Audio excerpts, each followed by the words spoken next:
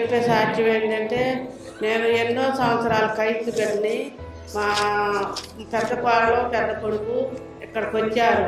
సేవకులు కూడా మా ఓటిపల్లి తలలోకి వచ్చారు. మరి ఇంకా ఆ నుంచి ఇక్కడికి ప్రకాశనాగారు వచ్చారు. నేను అక్కదాన్ని ఆడున్నా, చిన్న కుమారుడు కూడా లేడు.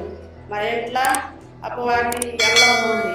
అయితే నేను అన్ని సంవత్సరాల మంచి మా ఊళ్ళో ఎడతన కానీ నేను ఒక్క ఆదివారం కూడా ఆబ్సెంట్ అయ్యాను.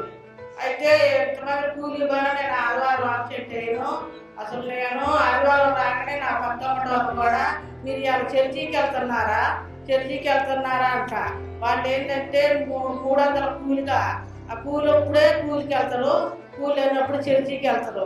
ఇదేంటి ఆ 300 కూలప్పుడు దేవుడు లేడా, పుట్టప్పుడే చర్చికి వెళ్తారా అని నా హృదయంలో కదిలేసుకోవాలి.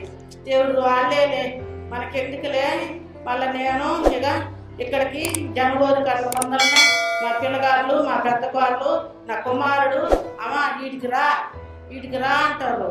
అంటే నన్ను ఆడ సంఘ పెద్దకి ఉంచిండు. మేము మన ఊళ్ళలో వెళ్తాంగా సేవకులు కాడికి. అయితే నేనేం చేశానమ్మా, వత్తలే కానీ జనవరి వెళ్ళని అన్న. నా పెద్ద కుమారుడు నా పెద్ద పాలు చెబితే వాళ్ళ మాట ఎన్ల నేను. అయితే ఏం చేసిన, ఫస్ట్ ఒక వారం వచ్చినాక మళ్ళా రాలా, మళ్ళీ అబ్బాది రాని ఇట్లా నన్ను.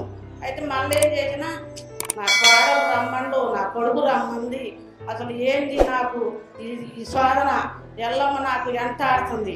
ఒక్కరోజే వచ్చిన ఈ చర్చికి ఒక్కరోజు రాగానే నా దర్శనములా ఏనాడు కట్టారో మొత్తం మా మామ 2 గదులు ఇల్లు, ఆ 2 గదులు ఇల్లు ఇంటి నిండా పొట్టే.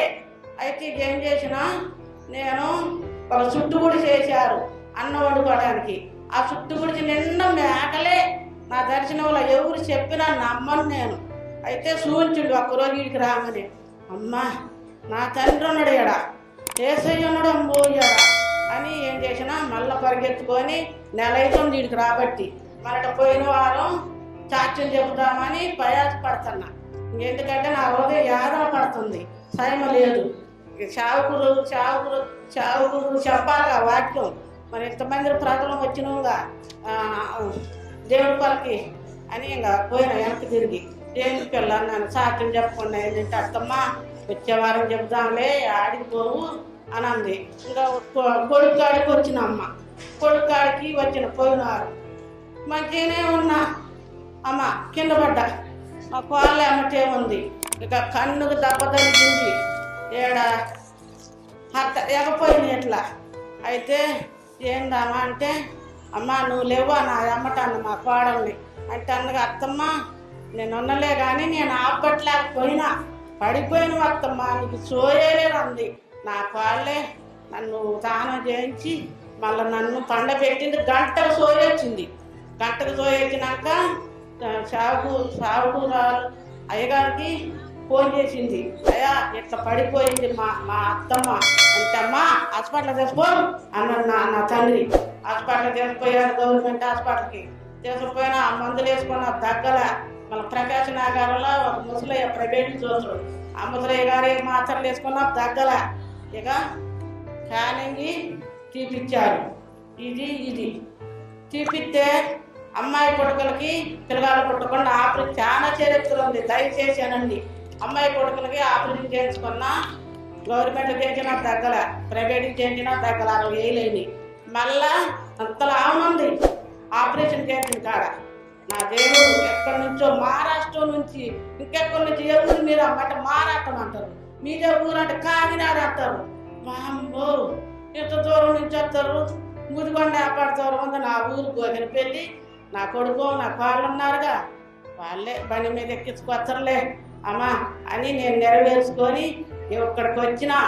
నన్ను గురి నుంచి ప్రార్థన చేయండి అమ్మా, ఈ ఆపరేషన్ జరగకుండా స్కానింగ్లలో మళ్ళీ చేయాలన్నారు.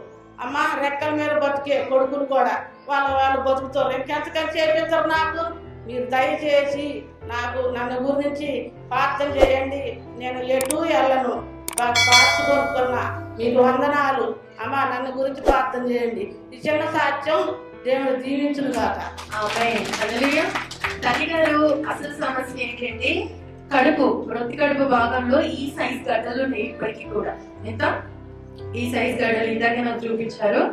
అయితే తనకి ఆ ఎన్నెందుకు ప్రాబ్లం లేదు అంటే అవి తనకి కొవ్వు గడ్డలు అనమాట. ఆల్రెడీ ఒకసారి తీయించుకుంది, అవి మళ్ళీ ఆ లీకేజ్ ద్వారా మళ్ళీ పేరుకుపోయి ఈ సైజు ఉన్నాయి, 2-3 గడ్డలేసి ఉన్నాయి. అయితే తన వల్ల చాలా బాధ అనుభవించింది, ప్రస్తుతం అనుభవిస్తుంది. కానీ ఎప్పుడు లేని మనశ్శాంతి. తను ఇప్పుడు క్రైస్తవురాలు కాదు, మన చిన్నప్పటి క్రైస్తవురాలు. 20-25 సంవత్సరాల క్రితం నుంచి దేవుని నమ్ముకొని ఉంది.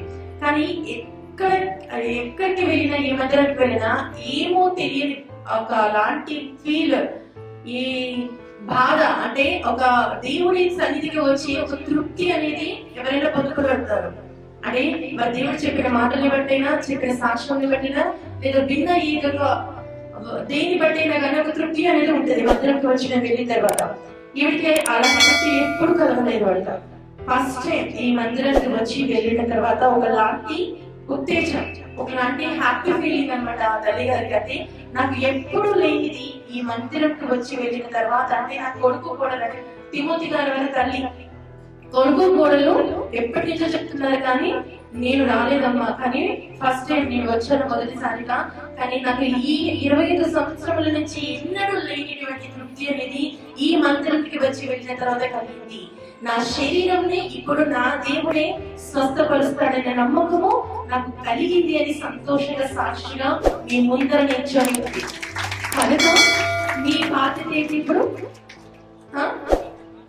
తన కొరకు అనుదిన ప్రార్థన, అవి గడ్డలని అక్కడ లోపలే కరిగిపోయే విధముగా తల్లికి ఇటువంటి అనారోగ్యం ఉండకుండా మీరే ప్రార్థనలో జ్ఞాపకం చేసుకోండి. దేవుడికి చిన్న సాక్ష్యాన్ని దీవించబడును గాక.